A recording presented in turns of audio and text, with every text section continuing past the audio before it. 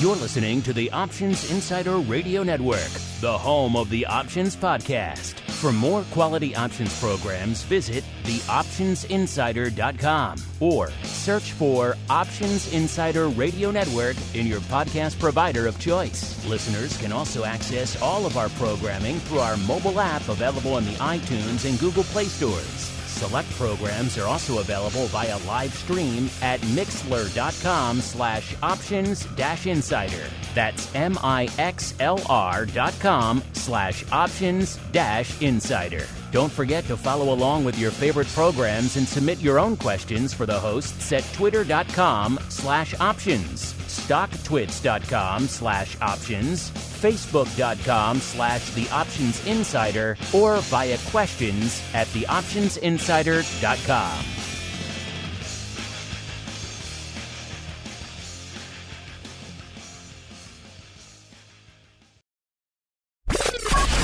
And now, it's time for the show that breaks down the options market from unusual activity alerts to market analysis, strategy overviews, listener questions, and much more. If it involves puts and calls, then our all-star panel will break it down. It's time to hit the Option Block with your host, Mark Longo from the Options Insider Media Group, and co-hosts Uncle Mike Tosaw from St. Charles Wealth Management, Mark the Greasy Meatball Sebastian from OptionPit.com, Andrew the Rock Lobster, Joe Benazzi from OptionPit.com, and Henry the Flowmaster Schwartz from Cboe. The Option Block is brought to you by Cboe. Cboe's suite of S&P 500 index options, SPX and mini S&P 500 XSP options, allows traders to speculate on the direction of the market, generate income, and hedge for downside protection of their portfolio of stocks. No matter what kind of trader you are, there's plenty of useful information to take the guesswork out of creating your portfolio strategy and to help you make more educated moves in the market. Visit www.cboe.com/SPX today to learn more. The views expressed herein are those of the speakers and do not necessarily reflect the views of Cboe Global Markets Incorporated or any of its subsidiaries, collectively Cboe. The information provided is for general education and information purposes only. There are important risks associated with transacting in any of the Cboe products or any of the digital assets discussed here. Before engaging in any transactions in those products or digital assets, it is important for market participants to carefully review the disclosures and disclaimers contained at www.cboe.com/US_disclaimers. These products and digital assets are complex and are suitable only for sophisticated market participants. These products involve the risk of loss, which can be substantial and, depending on the type of product, can exceed the amount of money deposited in establishing the position. Market participants should put at risk only funds they can afford to lose without affecting their lifestyle. And now, get ready to hit the Option Block. All right, everybody. That music means it is time once again for the Option Block. Your favorite, that's my favorite, bi-weekly source for all things options related. Crazy week. Hope you had a good time enjoying our nearly 4-hour election night spectacular. If you missed it, it's on the old feed right now. Yet another reason why you should be subscribed to the full network over there, listeners. It gets you everything, not just the Option Block twice a week. Gets you the newest addition to the network, of course, the futures rundown, all the other fun ball views, a crypto rundown, a little show called Options Bootcamp, and a whole bunch more. And of course, if you want to go above and beyond, come back after ball views tomorrow for a little bit of options oddities, pro Q&As, all sorts of fun. Only one place to go. theoptionsinsider.com/pro is the place to go to learn more. As we learn who's joining us on the old program today. By the way, if I sound a little bit different, because I'm not coming to you from the Chi-Town studio, but actually right down the street in not Cboe East, but Cboe proper, where I'm joined once again by the Flowmaster himself, Mr. Henry Schwartz from the aforementioned Cboe. I can see him in person. I can confirm proof of life. He does exist. Mr. Flowmaster, welcome to the program, sir. Well, thanks, Mark. Always happy to host you in the post office. And I see you're sporting a very fine Options Insider shirt. And we certainly got a lot to talk about today. It's been, I don't know, it's been one heck of a week, and it's only Thursday. So, but, you know, really interesting times, really great times to have derivatives at your disposal as a tool set. And I'm excited to talk about it. Good times to have derivatives at your disposal. That's a good way to put it, sir. And then also joining us from the hinterlands of Chicago, the uncleist of Mike's, also known as the Welcher on election day bets, Mr. Uncle Mike Tosaw from St. Charles Wealth Manager. Uncle Mike, welcome back to the show, sir. Hey, it's always a pleasure to be here, but I need the means to be able to pay, and I will gladly pay. But there's some skullduggery going on here between you and Passarelli. Something's going on. I don't know. Since you invoked him, I guess we have to allow him on the show now. The man who said he will hunt you till the ends of the earth in order to claim his dollar. He is following you now onto this program. He is the black-hatted one himself, Mr. Dan Passarelli from Market Taker Mentoring. Easier for me to say, the Market Taker Mentoring, aka the guy who has been owed $1 in Bitcoin, I believe it was. Since at least I think now it was 1975. Is that when you made this bet, Dan? Yeah, it seems like it. Maybe I'll give Uncle Mike a break and make myself $1 richer by the end of this. All right, there we go. We'll see what we can do, listeners. That it is a time to head on into the trading block. It's time to break down the latest topics, trades, and trends in the world of options. It's time for the Trading Block. All right, everybody, welcome to the Trading Block, the portion of the show where, surprise, surprise, we break down what the heck is trading out there. And, you know, I was joking with Henry before the show, but it does seem like pretty much everything we said might come to pass if we knew the results early, and especially if it leaned one way, is certainly coming to pass right now. It's been interesting. You know, they rallied the market hard the day of the election. They certainly rallied it aggressively the day after the election. And now here we are on Thursday.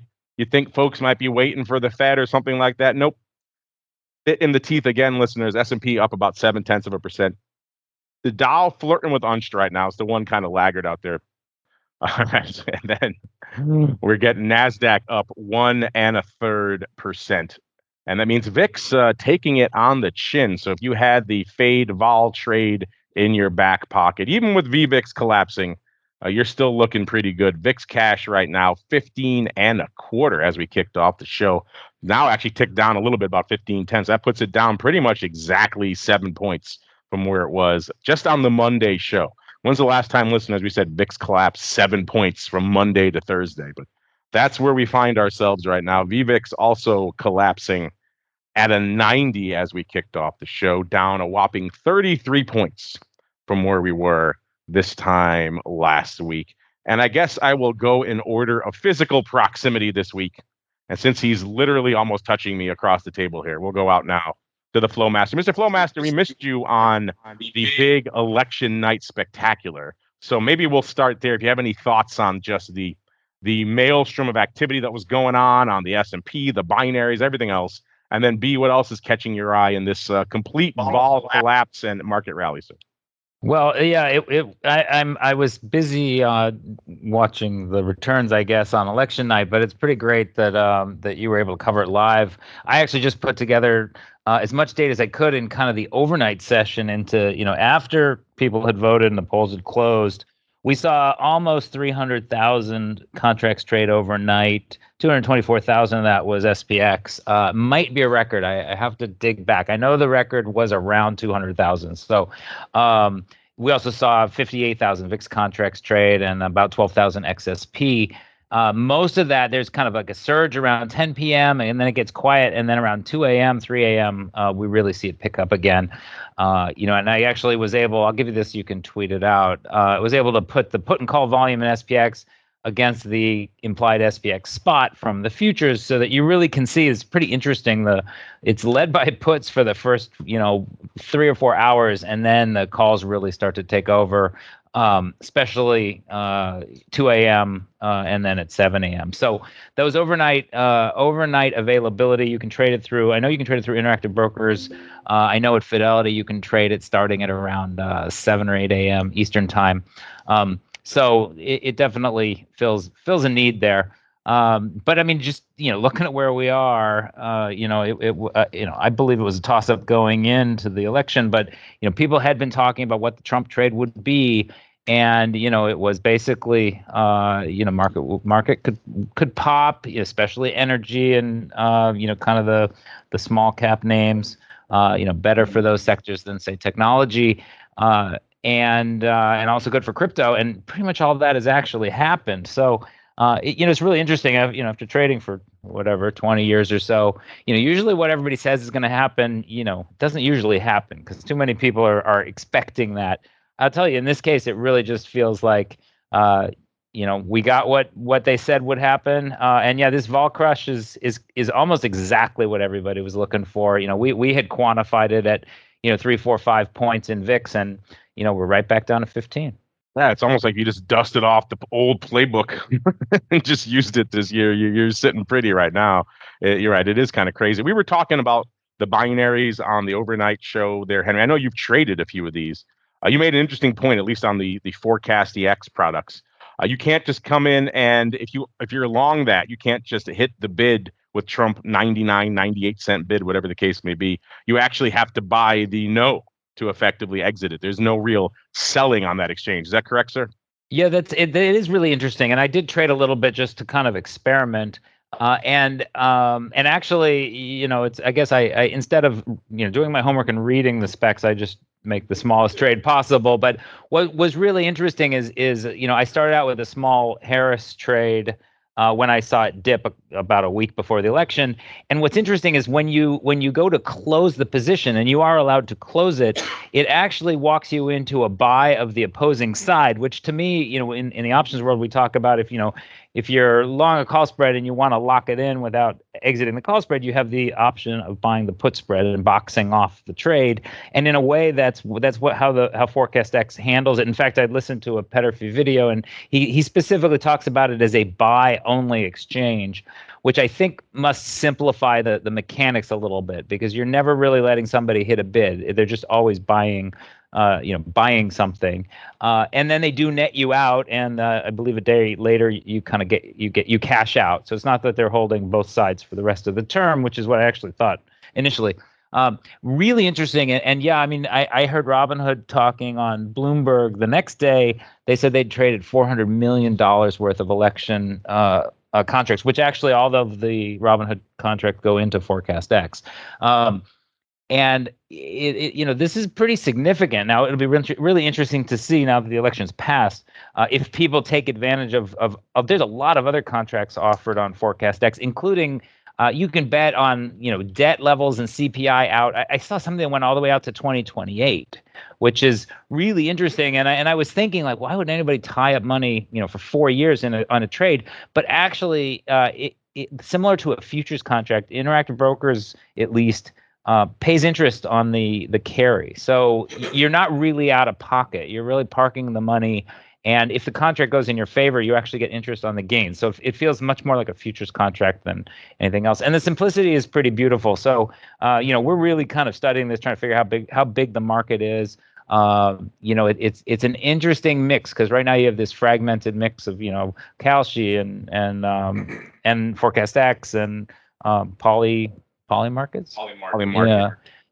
So it's really interesting, and obviously this was a incredibly hot election, so you had a lot of attention on it. And in a way, I read some strategists talking about you could buy an election contract and then hedge it with a sector bet in energy or something in the options space. So things really do, in a way, it's kind of come into the ecosystem of futures and options and cash, and now you've got these event contracts that really seem to. At least for this cycle, they had plenty of action. All right, let's go out now to the hinterlands of Chicago. Mr. Uncle Mike, sir, A, have you recovered from our election night spectacular? It was a fun time.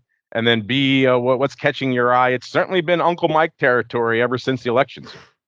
No doubt about that, with the Bulls in charge. Yeah, that was a great time on election night. I'm glad you do that, Mark. It's always a lot of fun hearing different people's perspectives on things. It's a great thing, and it's probably the only thing, either online or on the broadcast waves or anywhere, that's actually non-political market analysis on election night. I can't think of anything else that exists like that besides what we do on that. So we are unique, sir.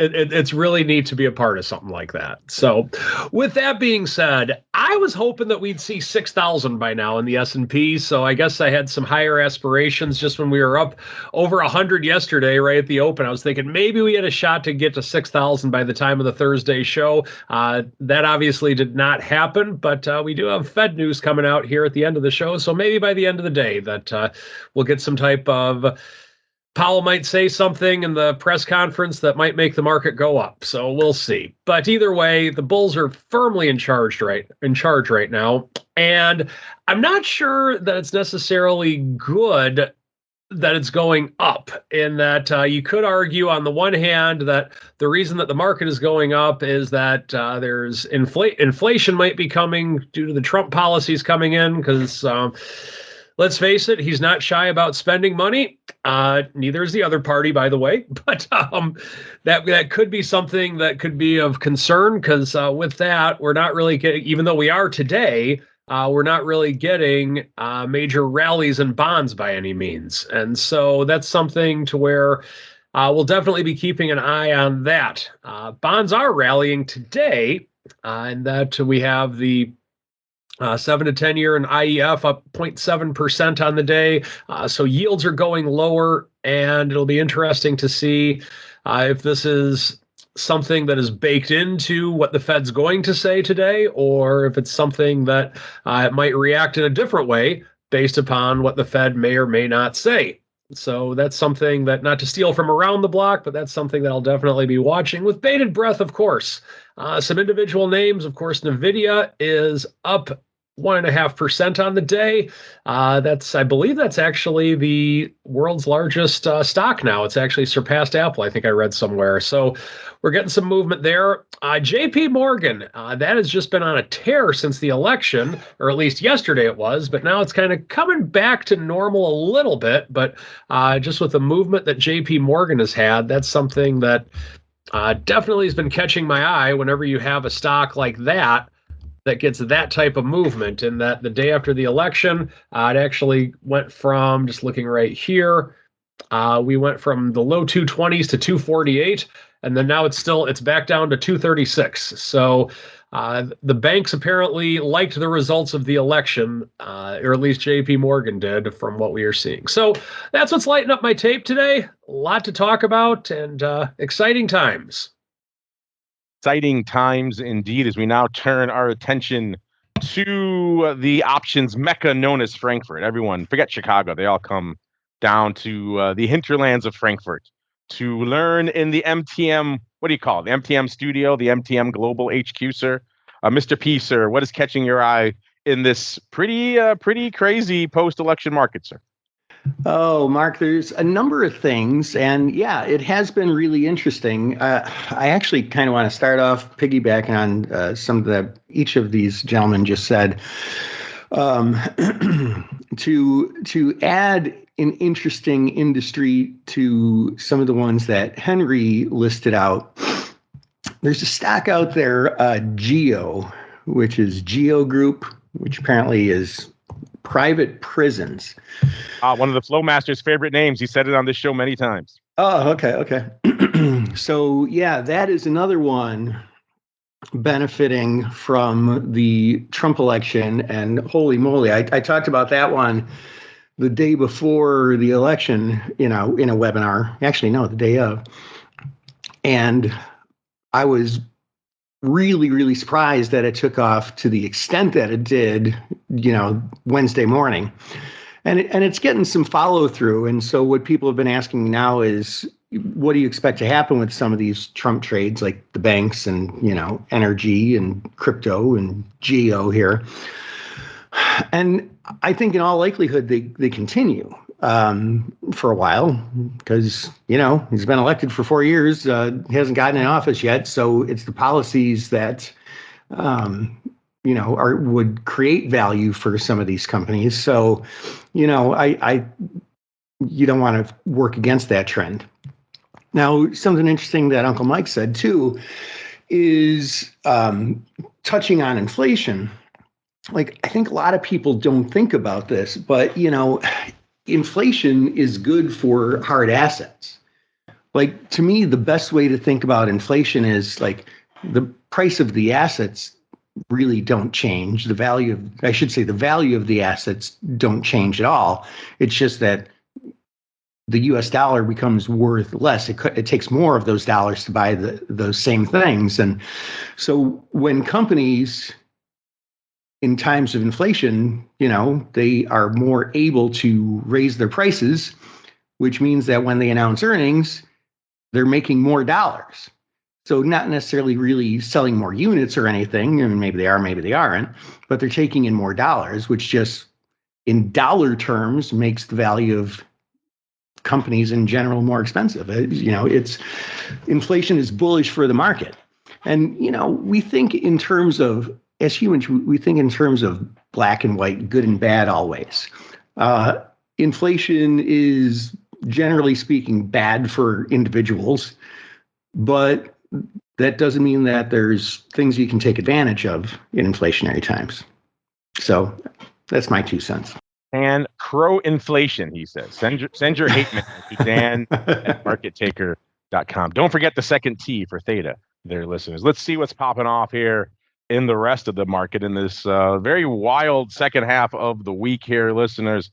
Let's go out to the major indices first. VIX putting up some numbers out here. Since we're in the house of VIX, it's appropriate that we start there. Let's see, almost 1 million contracts on the tape already, listeners.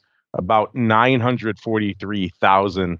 Let's just look really quickly. What's dominating the tape out there today? I'm going to hope it's a whole bunch of puts. Yeah, 15 puts in expiring on the 20th. So these are later puts. 86,000 of those bad boys going up today. 72,000 of the DEES 14 puts. 63,000 of the NOV 14 puts. I think we were talking about, I think it was DEES 13 puts on the show not too long ago. And we were debating whether that was doable or perhaps a bridge too far. Were those certainly looking a lot better today as well? Just puts across the board. And in case you forget what VIX is all about, also 60,000 of the April 42 halves. Just to remind you, listeners, what VIX is at the end of the day. So a lot of paper going up out here. I'm just looking here. I can't get prices on those, but yeah. Oh no, they went up for 68 cents. So someone trading the 42 halves today for 68 cents in April. So there you go, listeners. Not all puts all the time, just mostly puts all the time out there. The ADV is 809, so if this keeps up, we'll probably be ticking up even by tomorrow's vol views. We shall see. SPY was looking a little bit lighter. Remember, I had to run these numbers a little bit earlier, listeners. Let's see if I do an updated SPY look right now. Actually, SPY is kind of light. SPY is about 3.9 million contracts, which usually this time of day, we expected around 4.3, maybe 4.5. So SPY actually coming in kind of light, which I guess everyone's just flocking to the VIX today. There's no time for SPY. Maybe let's see if the S is lighting it up, listeners. 1.5 million contracts exactly right now, which is also kind of light. Usually expected around 1 3/4. The ADV 3.1 million out there. So yeah, it looks like people are flocking en masse to all the VIX downside today and saying the heck with the broad index that maybe brung you to the dance. Small caps, IWM, also looking pretty lofty today. 939,000 contracts on the tape. The ADV 1 1/4. So spoiler alert, we're going to get there today as well. And then last but not least, our old friends out there, the Qs, 2.6 million contracts right now. The ADV just a tick under 4 million, 3.99 million to be precise. So yeah, it's a hefty day in VIX and in small caps, and pretty decent in the Qs, and surprisingly sluggish actually in the S and SPY today, which is kind of interesting. Speaking of sluggish, this name has been beaten up. Let's go out to the single names. By the way, what does it cost you to break into the top 10 today? It's a pretty respectable 333,000 contracts. That gets you to our old pal Intel, trading $26 exactly right now, recovering a little bit, a sprinkle, a glimmer of its lost luster, listeners. This name, if you've been following it, kind of beaten up. Got gained about $1 or 3 3/4% back today. In fact, it's up about $3 or 13% over the last few sessions after getting nailed all the way down to looks like about $21.50 recently back on Halloween. Of course, the news that it is getting kicked to the curb in the Dow, kind of the end of an era out there for Intel, listeners. and usually never a bullish sign to be removed from a major index for a stock, and that was reflected. But it seems like some buyers have come back in. So whether it's just the post-Trump beta, everyone's riding that wave, or whether it's folks flocking to Intel, either way, it's up about 13% or $3 just this week. So getting back a good chunk of what it lost out there in the post Dow collapse. That's number 10, Intel. Number 9, AMD, 334,000 contracts, 148.5, up about $3.50 today, or about 2.33%. Again, good for the number 9 spot. Number 8, looks like it's a lot of the usual suspects here today, with maybe a couple exceptions, listeners. Number 8, we've got Meta popping hard, $20 exactly. That's 3.5%. We're at 592.05 right now, listeners. Good for number 8, 359,000 contracts.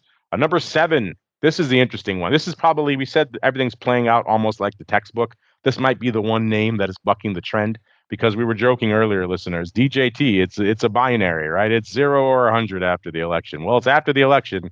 Their guy won, and they are taking DJT to the woodshed today. Number 7, 463,000 contracts on the tape, 20% to the downside, off 7.25 right now, trading 28.73. So they are smoking this thing, listeners. So apparently our jokes about the binaries, they were only half joking. It was a binary, it's just moving in the wrong direction to what we expected out there. But nonetheless, interesting. Have you been riding this DJT wave out here? I know a lot of people were talking about premium harvesting strategies out there. I guess if you did it in a risk mitigated fashion, you're looking all right now. But surprising development for number 7, DJT, 463,000. Number 6, the Fruit Company, 227 even, up about 4.25, nearly 2%. Good for 551,000 contracts. And the number 6 spot, number 5, another one's trying to claw its way back. This is SMCI, $1.88. Good for 579,000 contracts, trading about 24.60 right now, up about $1.90 or so today. This is another one that's had the whiff of scandal about it. Whenever they start talking accounting scandals, it's not good. By the way, it hit a high of 123 almost back in March. It is now $24.79. So this one's had a rough post-March period, to put it mildly. Number 5, 579,000 contracts. Number 4, it's Palantir. This is another one that they popped hard off the news, which again, no surprise.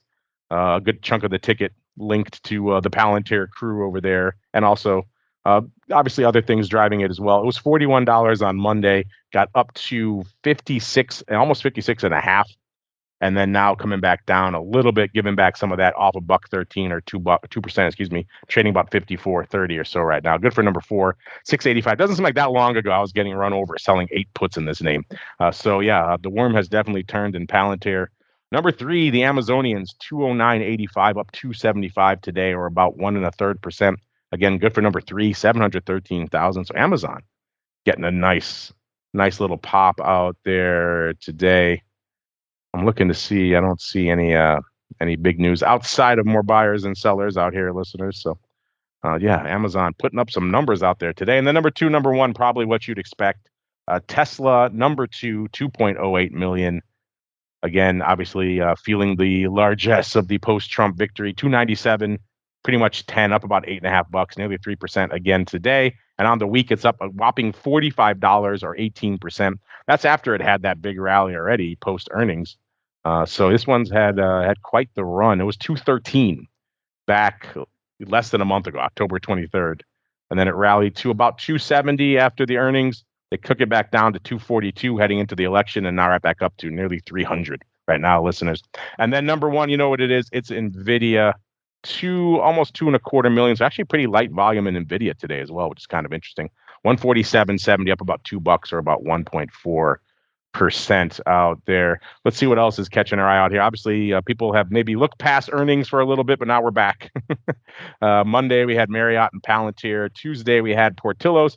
They were not looking great. We've been talking Portillo's for a while here on the network on oddities. I know the Rock Lobster and I have been slinging a lot of Portillo's. It's back below the 13 handle, 12.87 right now. So we're talking about different levels to maybe get back in on that name, sell some premium on. So if you've been selling premium, maybe you're getting some stock put to you. Wednesday we have AMC. We had TKO Wednesday as well.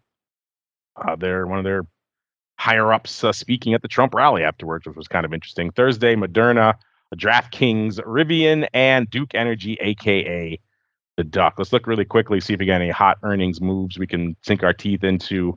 Lyft surprising some people this week, listeners. Lyft always kind of seen as the also ran to Uber, but I guess that's working in their favor. They're able to undercut them on the pricing front. They were 1440 going into their announcement. They were popping off yesterday on the 6th, listeners. They were pricing in 13.2%. They delivered nearly 30%. They were 1866 when we ran this report earlier this morning.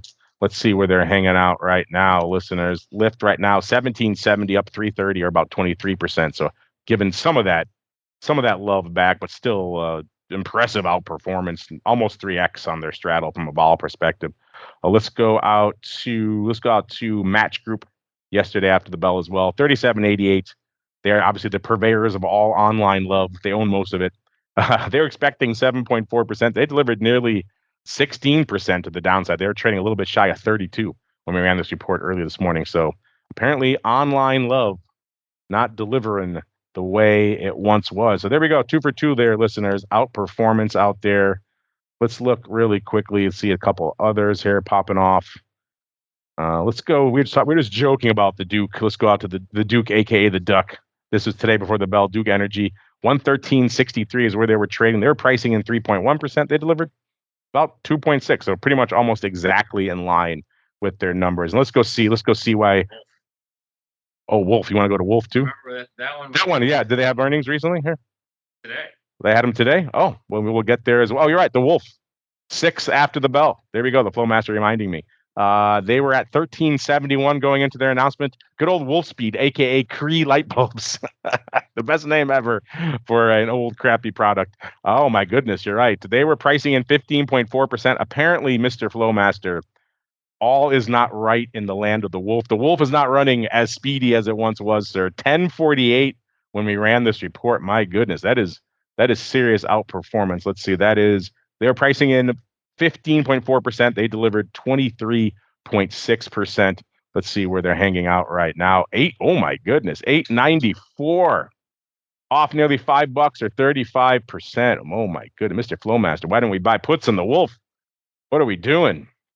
So the Wolf may not be a going concern by the end of the show, Mr. Flowmaster. So at least they have one asset they can sell. They have that awesome name of Wolf Speed. Wow, the Wolf, listeners. No bueno. My goodness. Getting taken to the woodshed. TKO yesterday after the bell. 120.25. Man, that name's getting kind of rich. They were pricing in 4.6%. They delivered 3.4%. Looks like they underperformed on their earnings, though. I guess the Dana White speech of the Trump rally didn't move the needle. 116.18. So they sold off about exactly $4. So apparently they can sell off this name after just kind of seemingly printing money for a while out here. We can keep going. But let's also make sure we save some time here for the Flowmaster to unleash his eye of the Flowmaster. Right now, the season hanging out, listeners, 124%. So our long-term average is 114%. So everyone who thought maybe this was the cycle where the bloom came off the rose, names start underperforming. So far, the answer is no. 551 names reporting on this report so far. 124% is the average. That's up 10 points from our already explosive 114. So earnings still managing to deliver. Oh, before we get out of here talking numbers really quickly, Mr. Flowmaster, I want to get your thoughts on this. These are the numbers from our friends over there at OCC. We didn't have time on the Monday show to get to them. The numbers are in for October. And a bit of a banger, but kind of really only if you look in one spot. The equity options blowing the doors off up nearly 40%. October of this year versus October of last year. Everything else kind of looking dark. ETF options off 6.3%.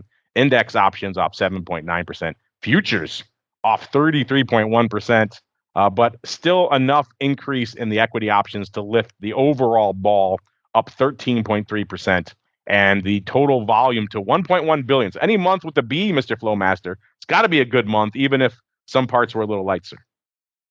Well, yeah, we used to be surprised when there was a billion contract month, but this year I actually just refreshed data for a presentation. We're definitely going to hit 12 billion contracts. So, in this October was a little bit like what we've seen. Certain areas kind of cooling off while other areas kind of pick up the slack. So, a little, I guess, built-in diversification in terms of the products and what people are trading. So, It was a little bit interesting. I think the market was very hot and cold kind of heading into the election, and the middle of October, I think, is where things really kind of there was a shift. And we certainly saw the big surge. Yesterday's volume, I just looked at it. In the first hour, we traded about 12 million contracts. On the day, we finished just under 70 million, but it actually looked like we'd break 75 million for a little bit. So that's in the top 5 for all-time volume. And then, things are cooling off a little bit. I was just talking to a colleague, and the uncertainty. There was so much fear about a contested election. That really was the kind of the nightmare scenario. Would be it going to the courts and dragging out for weeks or months, and having kind of a constitutional crisis. In the end, what we got was some clarity, I think, more than people expected. And now, you certainly see the rejiggering, people trying to position for the sectors and the stocks that they think are going to do well. I mean, the geo, example is a great one. People are really digging around to figure out, okay, well, last time he was president, what sectors did the best? And I was having flashbacks. Remember, he would tweet and stuff would move. Oh, that's true. We're getting back to the tweeting realm again, aren't we? That's right. That's one thing Biden didn't do. Exactly. So I'm sure the HFT funds that had some code that was reading the Twitter stream and figuring out what stocks he was talking about and what's the sentiment was. That code is being rebooted and quickly rewritten. So it's just I think what we're seeing is there's less fear. It does kind of surprise me. We do have a Fed announcement within an hour, and market doesn't seem to care too much. We are near all-time highs, and we didn't top 6,000 in the SPX cash, but I think we got to 59.99 in the D's futures. So we really are flirting with it. And it's kind of an amazing time. I was thinking back at Trade Alert when we were independent, we printed Dow 15K hats. And I had to go back and say, when was that anyway? Because yesterday, didn't we hit 44,000, right? So that was just 2013. Dow was 15K. So you got to kind of have some eyes open when you look at this market. And it's an amazing time to be involved in equities, that's for sure. Is it an amazing time for unusual activity? I guess we'll find out, listeners, because it is time for the Odd Block. It's time to break down the most interesting, unusual, and downright questionable options activity that's been identified by theoptionsinsider.com. It's time for the Odd Block.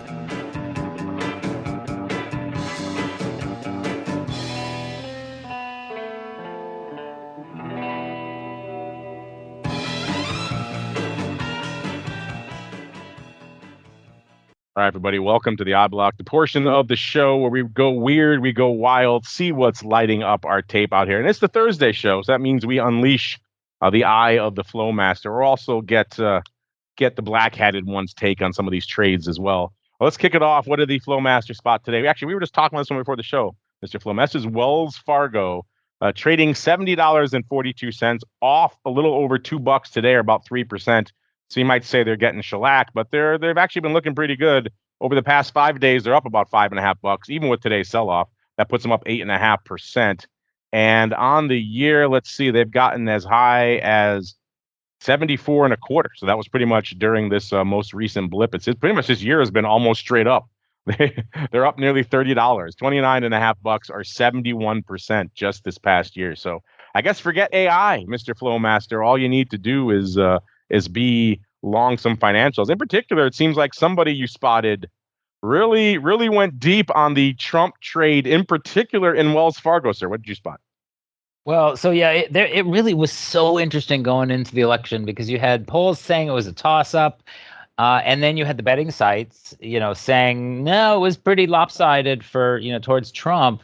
and it didn't really waver. And actually, I saw a release from Interactive Brokers kind of highlighting that those markets were very, very helpful for kind of dissemination of information. But this is a really simple trade. Middle of the day on election day, Tuesday the 5th, the biggest trade in Wells Fargo was a buyer of 12,500 of the November 8th 67 calls. So stock was at just below $64. So this was a very clear-cut election trade. They were buying 3-day options, almost $3 out of the money. That was 12,000 of them came out to about $500,000. But even after the stocks kind of slipped back a little bit today, they're trading over $3. So that's a $4 million winner. We talk about kind of flow that, every once in a while we do see flow that seems a little bit funky. This one is a little bit more clear cut. I think somebody just said, you know what, I'll put $500,000 to work. Maybe they were trusting the betting sites. I did kind of reach out to some contacts on election day. I said, what do you think's going to happen? And there were some people that were very confident in their view. So just a simple call buy. Nothing like a 700% return overnight. It looks like they got out of some of them yesterday, but they seem to be kind of keeping it. We'll see what happens when the Fed does or doesn't cut rates. Yes, that's an oddly specific and very near dated trade. I was thinking myself, I had some puts in VIX, some of which expired next week, and I thought maybe I wasn't even going far out. I thought this thing was going to roll on for a while. This person had no qualms about buying these 67 calls in Wells Fargo, 12,500 times, expiring on the 8th. So expiring this week, they paid 42 cents, listeners. So not a bad do, as the kids say. Mr. Dan, I'm curious, in all of your various earnings plays you would have considered, where does Wells Fargo upside calls expiring pretty much a couple of days after the election rank? And then B, what are your thoughts on this trade actually printing some money, sir? Yeah, I mean, I'm not terribly surprised by that trade going up and working out. I'm kind of surprised that maybe they didn't buy a little bit more time, but I guess if you can, buy a reasonably inexpensive option and take your profit after a couple of days, I guess that works out nicely as well. But, like I mentioned before, I think a lot of these Trump trades end up continuing. And I say that because if you go back and look at a chart that goes back to when Trump won the first time around, a lot of these names carried through for several weeks. So, yeah, not really terribly surprised by that one at all, to tell you the truth. All right, let's see if we can surprise them with our next one, listeners. This is certainly one I'm trying to think. I don't think we've discussed this one before. This is so a newcomer to the show and indeed to the network, listeners. This is VIAV Solutions, ticker symbol VIAV, listeners, trading right now $10.60, up 60 cents. By the way, this is formerly part of JDS Uniphase Corp. They do test, measurement, and assurance technology for networks. So it looks like they're a network tech manufacturer here. 1060 up 36 cents, or about 3.5% just today, listeners. On the year, they're up 240 on the year. So it's kind of been a topsy-turvy year. A year ago, 820, and then they rallied it hard all the way to what was their high for the year until pretty much this week. They got up to about $11, looks like. And then they crushed it. That was back in, by the way, that was back in March. And then they crushed it in June to their low for the year of 660. Actually hit 666 on the 6th, so that's appropriate. And then they rallied it since then, pretty much straight up. Pretty much, not quite doubling, but pretty darn close, up to about almost $11 again. Well, 1064 today. So I guess technically the high came in March, but they're only missing it by about 60 cents right now. So a nice little run here over the last few months for VIAV Solutions. Mr. Flowmaster, sir, what did you spot out here? Everyone's favorite network tester. Yeah, this is one I don't think I've ever seen it before, but it does stand out. We saw a pretty big sweep, actually. 2,700 of the D10 calls were bought from about 68 cents up to 70 cents. They did blow through actually from 65 up to 70. The average price was actually a little bit over 70. And this was significant because this is a pretty thin name. This volume is about 45 times the average daily volume. The call to put ratio is 117 to 1. This is obviously, just a big trade. There's about 5,700 have traded on the day. They traded, I think, as much as 86 cents. I'm not sure if that's the same buyer or some other people trying to ride the coattails, but it was impressive. That sweep was kind of one of the biggest I've seen. There were actually 123 individual components. It touched all 18 exchanges, and it's always exciting to me to see kind of how some of this flow is routed. It's a very aggressive trade. I don't. Maybe this is a defense kind of play. Possibly, I'm not sure really what they do, but a very big directional upside trade. The stock's already up, I think, about 60 cents, or trading around 1068. So they're already making some money. And this is a December trade, so they do have almost 6 weeks for it to play out. We call you the Flowmaster. Get excited closer. It kind of comes with the territory out there. But yeah, this one looking pretty spicy. You're right, and it's touching all the exchanges. That means they really wanted to get themselves some VIAV D10s. Mr. Dancer, I'm curious. You were kind of maybe lukewarm on the Wells Fargo. Are you a little bit more excited, a little bit more spicy on these VIAV D10s, sir? They float in your boat. They're moving in the right direction, sir. Yeah, they're moving in the right direction. This trade came out almost 2 hours ago. So if you look at the 1 minute chart, I guess the stock was at where was the stock when this traded? I don't see it. 1026 when it started trading. 1026. Okay. Yeah. Not a name that I'm super familiar with, and I'm trying to work out the logic if it has anything to do with the election. I don't know. Or, it just could have to do with good old more buyers than sellers. We did on earnings. They outperformed pretty darn well on earnings, way above what's expected. Yeah, man, as they say, don't fight the tape. There's really no resistance on this until up above 11. RSI is one of the things I love to consult in these scenarios. It's above the 70 line, which is considered overbought territory, but I never look for a pullback until it crosses back down below the 70 line. So, yeah, man, if I had some of those calls on, I'd be pretty happy, and I'd be sitting tight on them. You'd be celebrating with even more day drinking, sir? Is that what you'd be doing? Yeah. That's called lunch in Frankfurt, right? The old 6 martini lunch. It never went away in Frankfurt. So. All right, let's find another name folks may be familiar with out here, listeners. You may have heard it once or twice, maybe even on the same show. Yes, we're talking about everyone's favorite or least favorite. It's DJT. Like we said, getting taken to the woodshed today, off 21%, trading 28.25, off about $7.70 on the year. You know the saga that is DJT by now. A year ago was 15.45, and then they rallied it a bunch of times. They rallied it back in March, $66.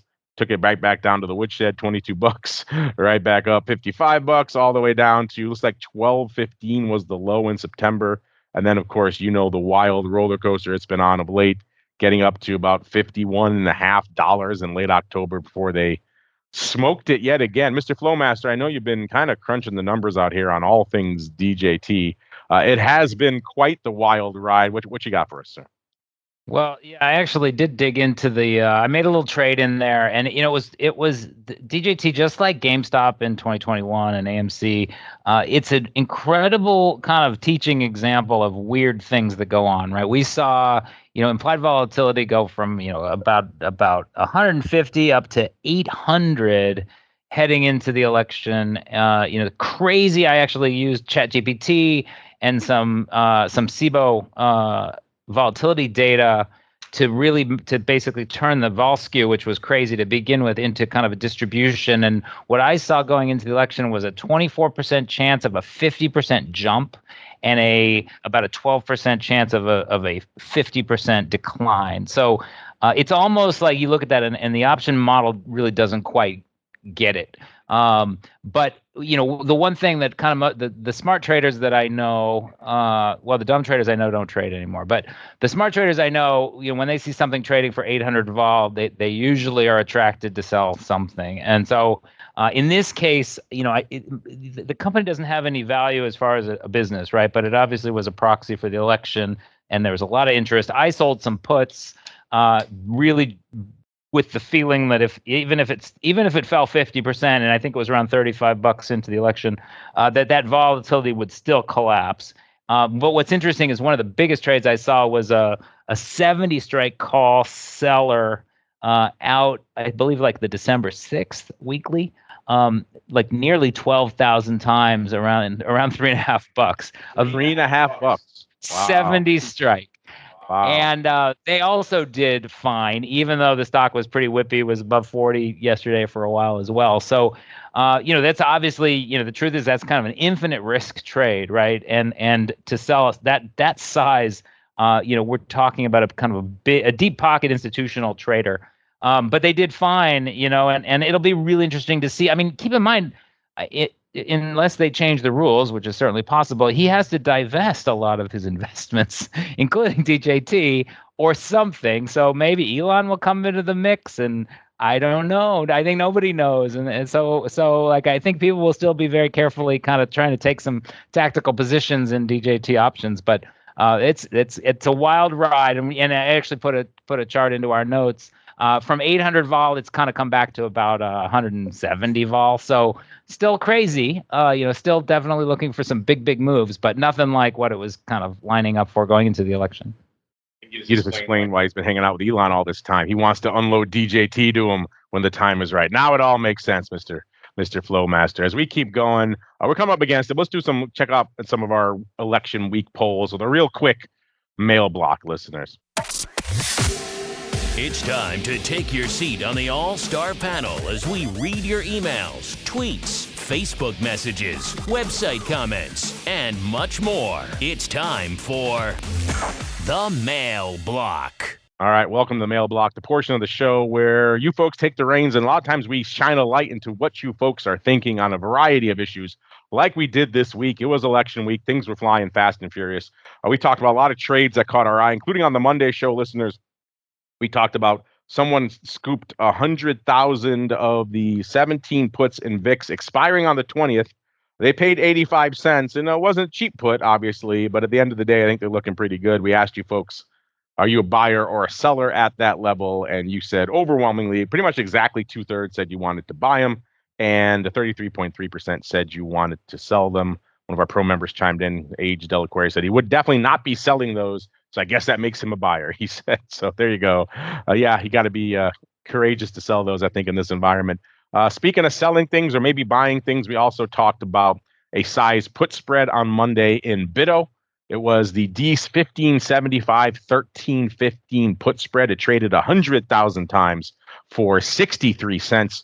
We said at that price, are you a buyer or a seller? Obviously, if you're a buyer, you're bearish on Bitcoin. If you're a seller, you're probably a little bit more bullish, or you just want to wash your hands of it. Wake me when it's over. And that is what won. The Uncle Mike choice won there. 40.7% of you chose wake me when it's over. A third of you exactly said you want to buy that put spread. So interestingly enough, even with crypto making new all-time highs, you're fading crypto. And then 25.9, only 25.9% of you wanted to sell those puts. I thought for sure it would be a little bit higher. And then the question, the $1 million question that we asked you actually before the election, we said, not who do you want to win, but who do you think will actually win?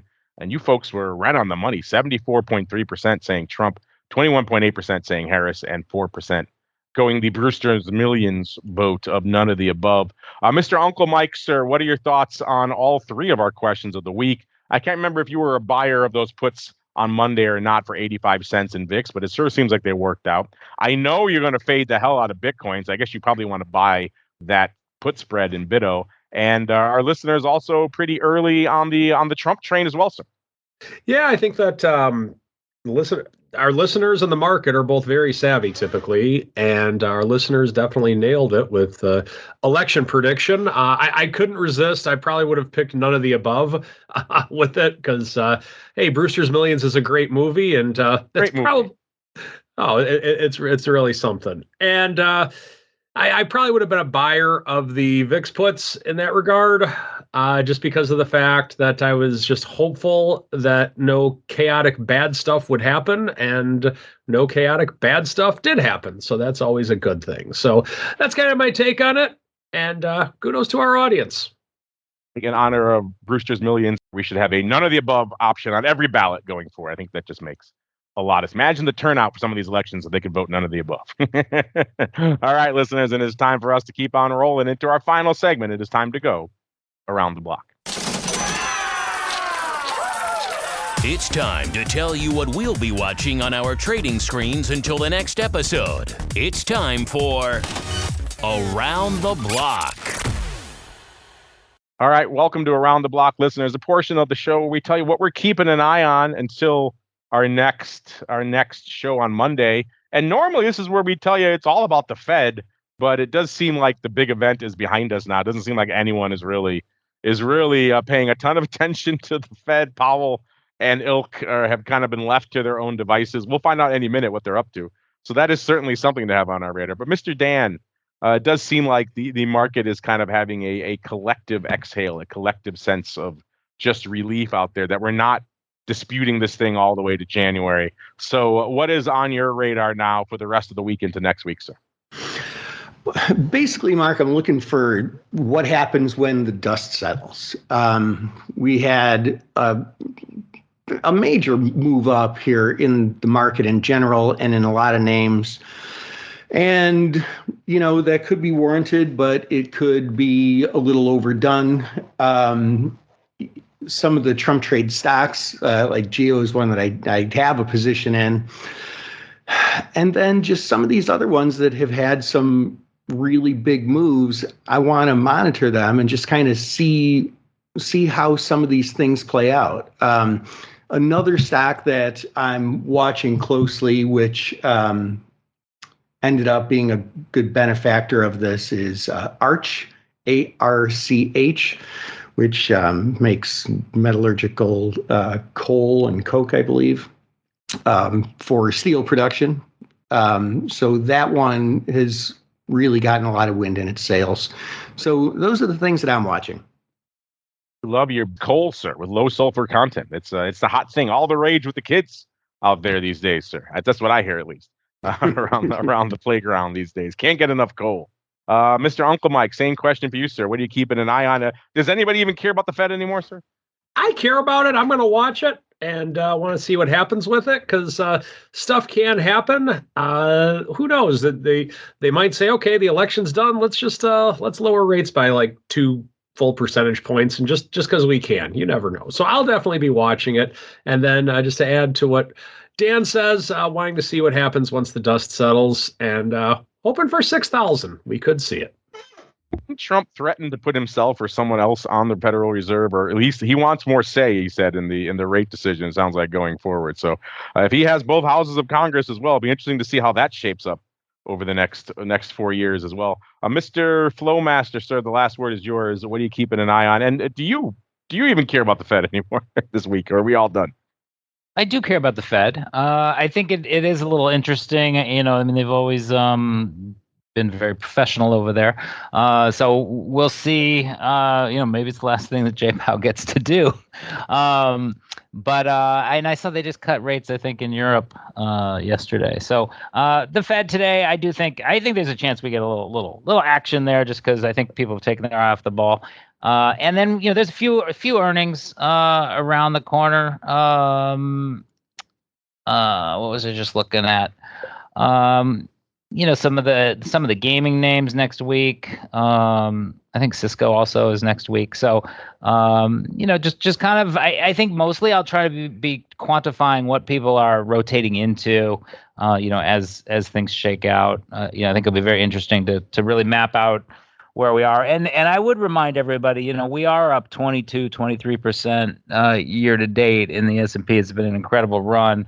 now the volatility is cheaper, it might not be a bad idea to kind of look for some places that you can maybe trim the delta a little bit, just have a little bit of a cautious stance. I mean, right now everybody's pretty exuberant about deregulation and everything that Trump is likely to do.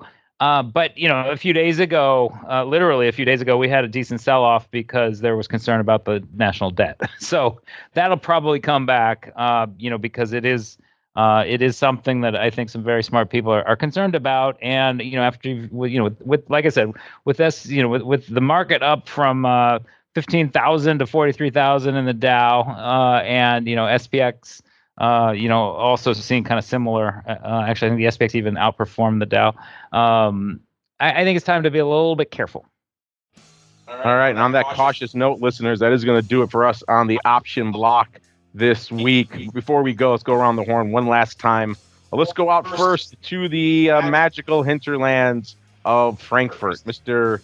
Dan, sir. If folks want more Dan goodness in their lives, where should they go? What should they do?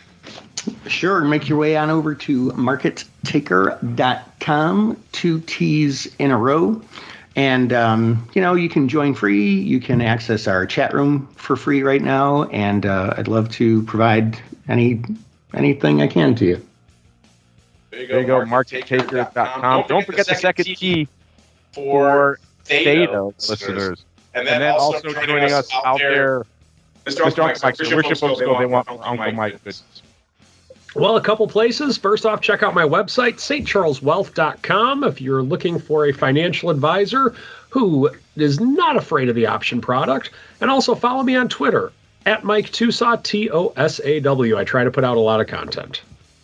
And last, Mr. Flowmaster, we are here in the heart of Cboe. Where should folks go if they want more? Check out this brand new code 8. You've got cooking over there. Trade with it. You can always go to cboe.com/RMA and request a trial. We are happy to show you the magic of options and options intelligence. So check it out.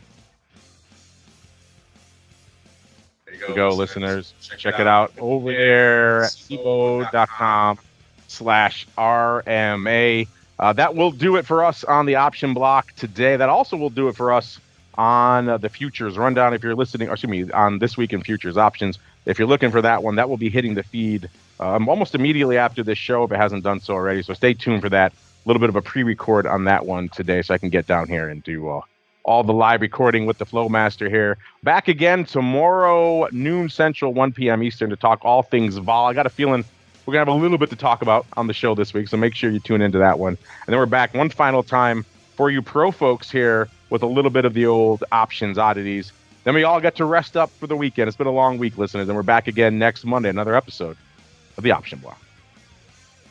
Stay safe out there, everybody. The Option Block is brought to you by Cboe. Cboe's suite of S&P 500 index options, SPX and mini S&P 500 XSP options, allows traders to speculate on the direction of the market, generate income, and hedge for downside protection of their portfolio of stocks. No matter what kind of trader you are, there's plenty of useful information to take the guesswork out of creating your portfolio strategy and to help you make more educated moves in the market. Visit www.cboe.com/SPX today to learn more.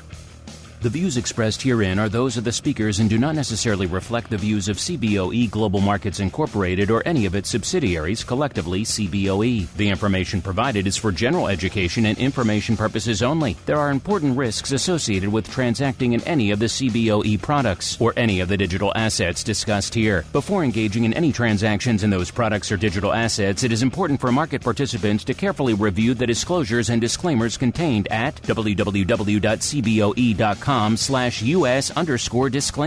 These products and digital assets are complex and are suitable only for sophisticated market participants. These products involve the risk of loss, which can be substantial and, depending on the type of product, can exceed the amount of money deposited in establishing the position. Market participants should put at risk only funds they can afford to lose without affecting their lifestyle.